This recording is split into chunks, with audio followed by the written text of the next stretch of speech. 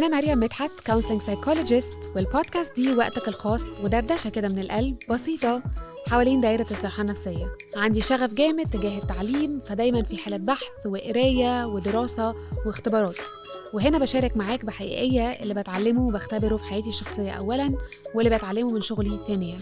برحب بيكم في دايرة دافية من الوعي الحقيقي والشفاف اللي بخطوات صغيرة وبسيطة بيحدث تغيير. انتوا بتسمعوا كلمة مع مريم مدحت. عندي كلام أكبر وأوسع من اللي أنا أقدر أسيبه جوايا وأحتفظ بيه لنفسي، وعلشان كده بدأت البودكاست دي علشان أشارك معاكم كل اللي جوايا. أهلا بيكم في بودكاست كلمة مع مريم مدحت. خلينا نتعرف على بعض، خليني أقول لكم ليه البودكاست وإيه اللي خليني أبدأها وليه عندي كلام ومين مريم وإيش معنى كلمة كلمة. خلينا نبدأ بتعريفكم بيا. أنا إنسانة عاشقة للشمس، للطبيعة، للقهوة، للشوكولاتة، للصبح، للنور، للكتب، للوعي النفسي، للعلاقات الدافية، وللconversations اللي ليها معنى وعميقة. وده التعريف اللي أقرب لقلبي، اللي برايا، اللي برا المعتاد شوية. التعريف المعتاد إني مريم counseling psychologist، أم الولدين آدم ودانيال، وإني عندي تو businesses مختلفين، parenting formula و mindwell، وحكي لكم قصصهم أكيد هنيجي نتكلم عنهم في وقت جاي as we go. ولكن بدأت بالتعريف اللي أغلى على قلبي واللي أقرب لقلبي من التعريف اللي احنا متعودين إن احنا نعرف نفسنا بيه، بتاع السن والشغلانة والرولز اللي أنا بلعبها في حياتي. من وأنا صغيرة عندي شغف جامد ناحية التعليم والقراية ومن ناحية الوعي النفسي بالأخص، ولكن للأسف ما اخترتش الاختيار ده في الجامعة، ما ثبتش رجلي فيه علشان وقتها ما كانش ده السائد أو المعتاد أو حاصل كتير حواليا زي ما هو متاح دلوقتي التخصص في الحتة بتاعة علم النفس. فأنا طالبة بزنس متخرجة من إدارة أعمال، واشتغلت في المجال ده لفترة طويلة في حاجات مختلفة، في بورصة، في فاميلي بيزنس، اشتغلت ماركتينج شوية واشتغلت مدرسة شويتين. وكان في دوران كده ولف حوالين ان انا مش لاقيه نفسي قوي في اللي انا بعمله ده، واني عندي دايما شغف تجاه الحته بتاعه علم النفس. فخليني احكي لكم على الموقف اللي شويه حول او زق حياتي في اتجاه مختلف. اني بعد ما خلصت واشتغلت الفتره قررت ان انا اكمل دراسه واني اخد MBA، واتعستفت فيها جدا وتعبت فيها قوي واشتغلت جامد على نفسي لمده 2 علشان اخلصها. وفي يوم التخرج واحنا لابسين الكاب اند جاون ومفروض نكون فخورين جدا بنفسنا بقى في اللحظه دي، ولحظه اعتزاز كده ونصر. الدقيقه اللي اتندى عليا فيها علشان امشي في الايل اللي في النص وارفع الكاب وطياره لفوق وغني الناجح يرفع ايده وياخد الصوره اياها، ما كانش بيدور في ذهني غير سؤال: مريم، انت ليه عملتي MBA؟ ايه ده؟ ايه الصوت ده؟ ايه السخافه دي؟ ايه الدم التقيل ده؟ انت جاي في وقت غلط خالص. يعني ايه عملت MBA؟ عملت MBA عشان ده التطور الطبيعي بتاع الجيرني والرحله اللي انا ماشياها علشان اكبر في شغلي، زي كانه بقول التطور الطبيعي الحاجه الساقعه. طب هو انت مبسوطه قوي في شغلك؟ طب هو انت لاقيه نفسك خالص يعني متحمسه قوي لده؟ طب هو انت فعلا عايزه تكملي في المجال ده؟ واصبحت بقى محاطه باسئله كتيره جدا حطتني في حته غريبه من التفكير تجاه انا ليه بعمل اللي انا بعمله ده، واتس ذا بوينت. بعد اليوم ده، وبالرغم انه المفروض يكون يوم في منتهى السعادة، ولكن أقدر أتاجه أنه بالنسبة لي كان يوم ملخبط فيه مشاعر كتيرة متلخبطة، غريب أكتر منه سعيد. فروحت وقفلت على نفسي لمدة كذا يوم، بدأت كل الأسئلة بقى الجوهرية والعميقة بتاعت أنا هنا ليه؟ أنا بعمل إيه؟ إيه الهدف من حياتي؟ هل أنا فعلا عايزة أكمل كده ولا لأ؟ وكل بقى الثريد بتاع الايدياز اللي بتيجي ورا ده. والحته دي قادتني لاني اقعد مع نفسي قاعده واضحه وصريحه، واقعد احط كل الحاجات اللي انا بحطها على ورقه وقلم دي، واكتب كل الحاجات دي، واكتب كل الحاجات اللي انا بعرف اعملها وكل الحاجات اللي انا بلاقي so much joy وسعاده وانا بمارسها. والحته دي كان قبلها حصل قصه تانية محتاجه اعمل عليها ريفلكشن واحكيها لكم. فلاش باك قبل التخرج ب2 سنين، كنت وقتها لمدة سنة. السنة الأولانية في الأمومة عدت عليا بسلاسة، كنت مبسوطة. كان كل اللي مطلوب مني كمسؤوليات حوالين فكرة اني اكل واغير بامبرز واني انيم، وكانت الدنيا ماشية بالنسبة لي بسلاسة. وانا كشخصية بتحب القراية، اول ما ابتديت اعرف اني هكون قريت وهضمت كتب كتيرة جدا. everything اللي موجود في الماركت حوالين فكرة التربية قريته واشتغلت عليه وفهمته، وحسيت ان انا خلاص اوكي انا I got this. لغاية ما اكتشفت انه no, I did not get this actually. اول ما ادم بقى عنده سنة وابتدى يبقى عنده شخصية واضحة وابتدى يقول لأ، ابتدى يعند، ابتدى ما يسمعش كلام، الحاجات ما تمشيش بالظبط زي ما انا متخيلاها او عايزاها تمشي، ابتديت ابقى حاسة ايه ده، هو ايه اللي بيحصل؟ مش انا كنت قريت الحاجات دي؟ مش انا كنت عارفة الاجابات بتاعت كل الاسئلة؟ هو ليه عنيد؟ هو ليه مش بيسمع الكلام؟ هو انا ليه مش ان كنترول؟ واللحظة دي قادتني لأحلى حاجة عملتها في حياتي، والأول مرة رجلي خدتني فيها لكونسلر أو مشيرة نفسية عشان أسأل بقى هو إيه اللي بيحصل؟ هو الولد ده مش بيسمع الكلام ليه؟ هو الولد ده عنيد ليه؟ وطبعا لكم أن تتخيلوا أنه زياراتي للكوتش والكونسلر بتاعتي ما كانتش بتشاور على الولد ده، ولكنها كانت بتشاور على البنت دي. وطول الوقت كنت بروح بمشكلة ليها علاقة بحاجة برايا، واكتشف أنه الحاجة اللي برايا دي أو المشكلة دي ليها علاقة بمشكلة تانية. فين؟ جوايا. من وقتها بدأت رحلة اكتشاف شوية لإيه الكلاكيع اللي عندي أنا، وإيه مشاكلي أنا من طفولتي اللي خلتني أكون بتصرف مع آدم بشكل معين بيطلع منه التصرفات المعينة وهكذا. والرحلة دي كانت رحلة insightful جدا وعميقة وجميلة، مغيرة ومخيفة ومؤلمة في أيام كتيرة جدا، وصعبة في أيام أكتر، ولكنها كانت حقيقية. It felt right. مش عارفة ألاقي لها كلمة تانية، بس it just felt right. therapy بالنسبة لي felt right إني أكون ماشية الرحلة دي والجورني دي. ففي الرحلة دي ابتديت أكتشف أكتر عن نفسي، ابتديت أعرف أكتر عنها، أفهم أفكاري. فكنت ماشية السكة دي بقالي 2 سنين لغاية ما اتخبطت في موضوع ال MBA وموضوع التخرج ده والسؤال ده.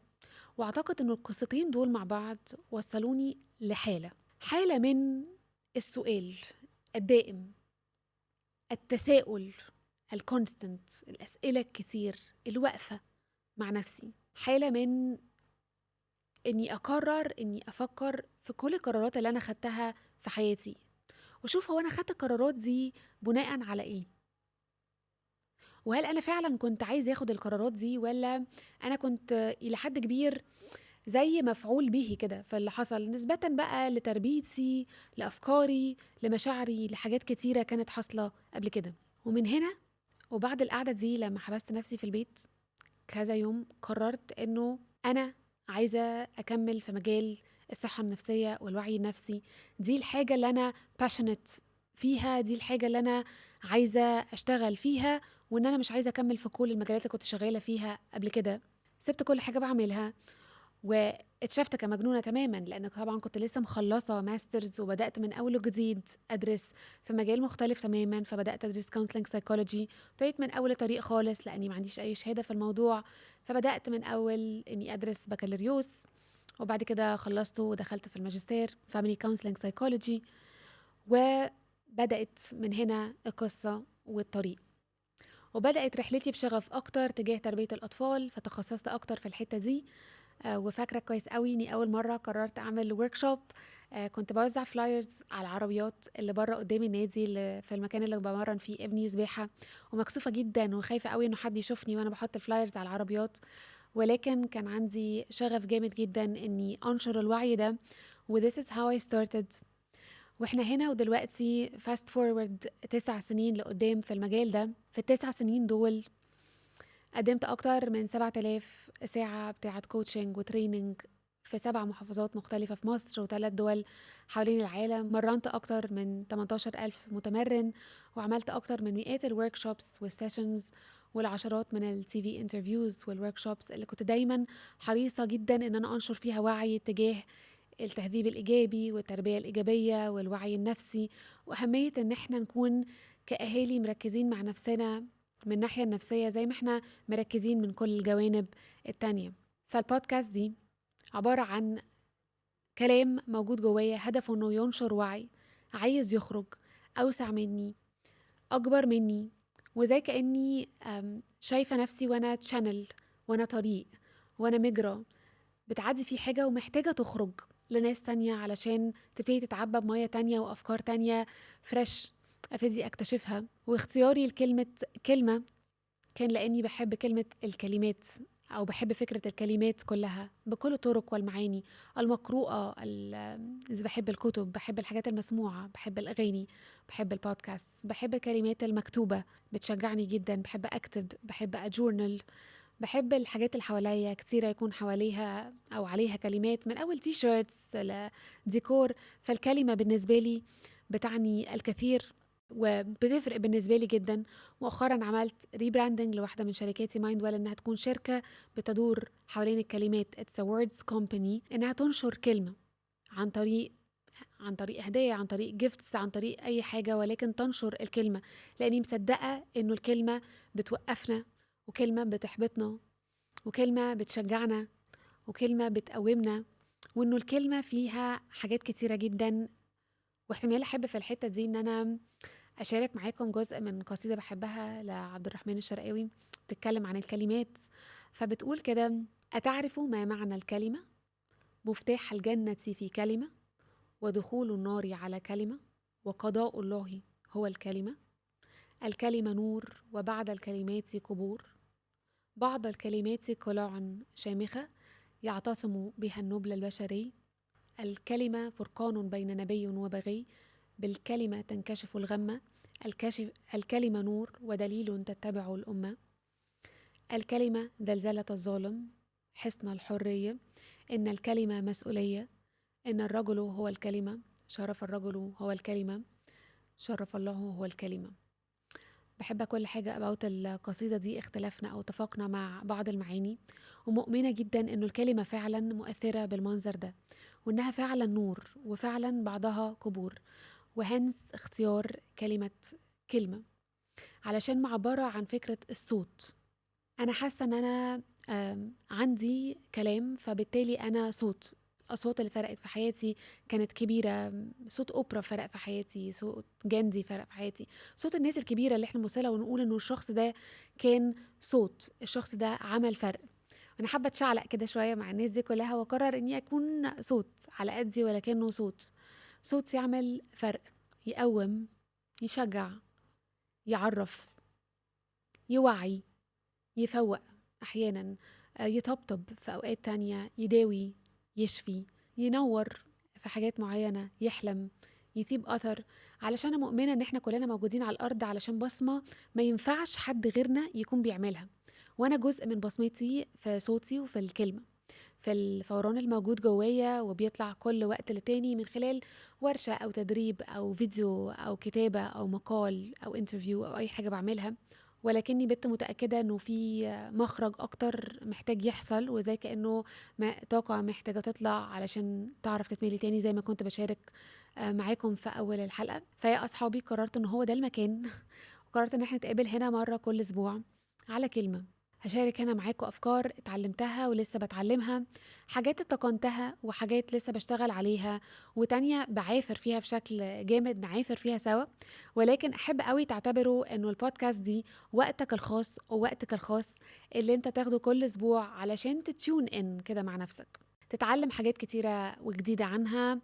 والاقصى استفاده ممكنه اشجعكم دايما بعد ما تخلصوا الحلقه ان انتوا تقفوا وقفه بسيطه كده مع نفسكم، دقايق قليله تسال فيها الاسئله الصح، تعمل ريفلكشن على اللي انت سمعته، روحي، نفسي، جسدي، ايه اللي وصلني ليهم من البودكاست دي واقدر اطبقه بشكل عامل ازاي. فاهلا بيكم في كلمه.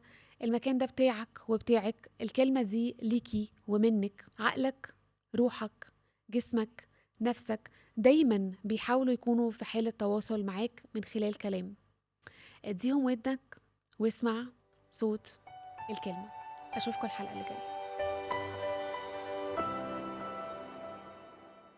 في كل حلقة هكون بسيبكم مع كلمة تتأملوا وتفكروا فيها وتشوفوا هي بتعني ايه بالنسبة لكم، وتسألوا أسئلة حواليها وتفكروا فيها طول الأسبوع لغاية ما نتقابل الأسبوع اللي بعديه. كلمة النهاردة هي بداية.